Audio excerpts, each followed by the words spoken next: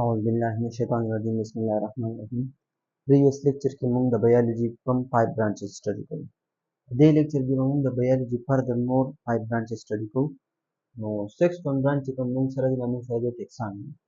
د taxonomy word چې دا taxis نو دی او taxis مطلب دی classification. په دې کې موږ classification کوو. د څه classification کوو؟ نو classification of organism. د جاندارو موږ classification کوو. यानी कम ऑर्गेनिजम्स په کوم ځای کې موجود دي एक्वाटिक کې मतलब कम type of organism دي टेरेस्ट्रियल come type of organism دي صحیح شو دا رنګ मतलब एरियल कम type of organism دي چې مطلب په دې کم دي ऑर्गेनिज्म کوم دا کلاسیفیکیشن تقسیم مونږ کړی دي یا کم مونږ سره میملز دي کم ورټیبریټس دي کم انورټیبریټس دي کم انسیکټس دي چې دا څه ټایپ کم کلاسیفیکیشن دا مونږ د بیولوژي په کوم یو برانچ کې کوو ټیکسانومي کې کوو او کلاسیفیکیشن د څه لپاره کو د خپل ځان اسانتیا لپاره سټډي کولو اسانتیا لپاره یعنی مطلب په دې سره موږ څه شي اسانتیا شي او بل په کې څه کو بل په کې موږ کو ساينټیفیک نیم یعنی چې کوم لیوینګ ارګانیزمز دي هغه ته موږ څه کو یو ساينټیفیک نیم ورکو نیم ته موږ ولې ورکو لکه موږ کامن جنرالي وګورو نو موږ سره مثال په تور په پښتو کې موږ یو ارګانیزم ته یا مثال په تور یو پلانټ یا انیمل یا ته موږ ځان نه کوو په اردو لینګویج کې ګورو نه ته جدا نه اغوستي شي په انګلیش کې جدا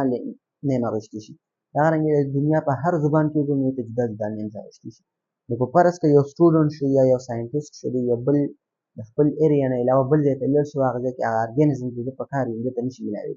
د دې بره د په ژبه نه کوي د دې لپاره ساينټیست یا کوم بایولوژیست نو یو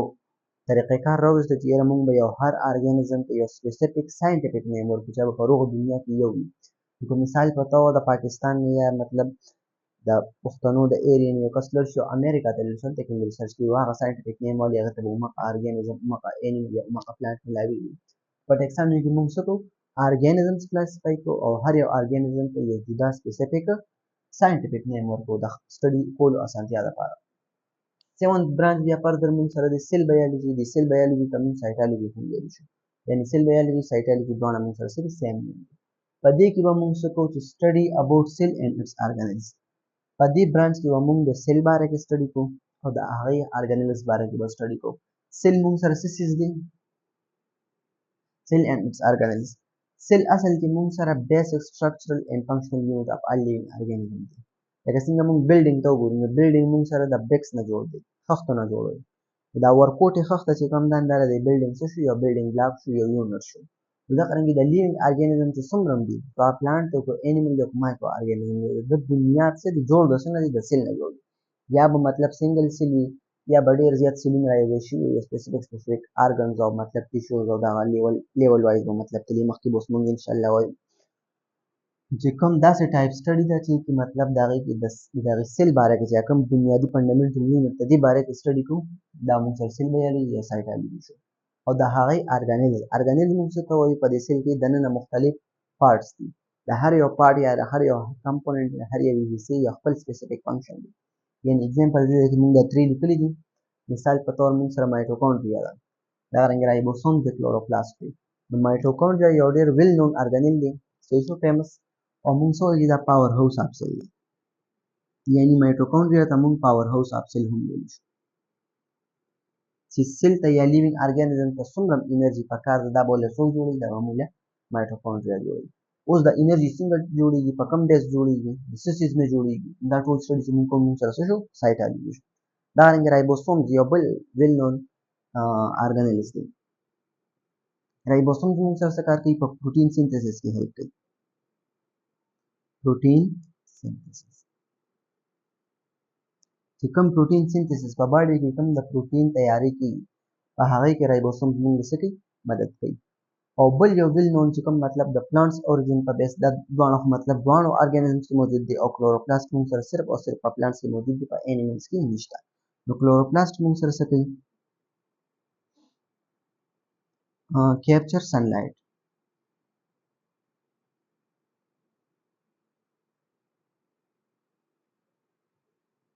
capture sunlight چې کوم د نور نړۍ دا مطلب د کلوروپلاست چې کوم کلوروفیل د راغي په بیس باندې سکیږي کیپچر کیږي رانیول شي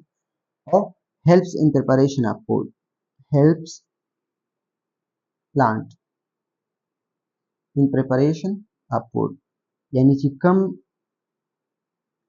د پلانټ خوراک د کوم ګلوکوز دی مونږ وایو کنه فوټوسنتھیسس فینامنا مونږ ویلې چې کاربن ډای اکساید پلس واټر یو ځای شي مونږ سره څه جوړ کړي ګلوکوز پلس اکسیجن جوړ کړي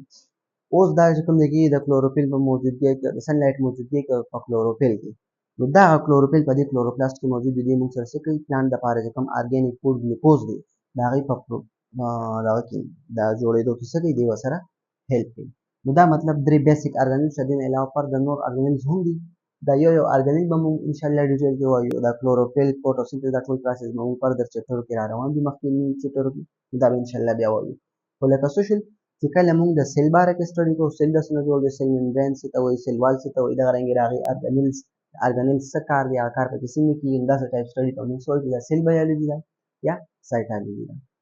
دغه رنګې سیمیلرلی 8 برانچ موږ سره دی هغه موږ سره دی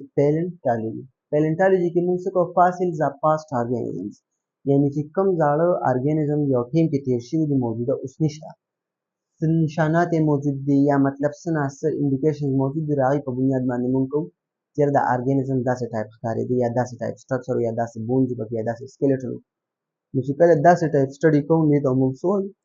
پیلنټالوژي وایو اوس چې دا کوم فوسلز ارګانیزم دي دا موږ سره په دوه قسمه کېدی شي یا خو به دا پلانټس وي پلانټس اوریجن نه به یا به انیملز اوریجن د پلانټس اوریجن نه وي هغې ته موږ پیلو باټني وایو ځکه چې باټني موږ سټډي یا پلانټس ته وایو نو پلانټس فوسل شول او چې کوم د انیملز اوریجن نه وي ته موږ پیلوزولوژي وایو یعنی انیمل فوسلز ټیک شو اوس د ویل نون فیمس مطلب چې کوم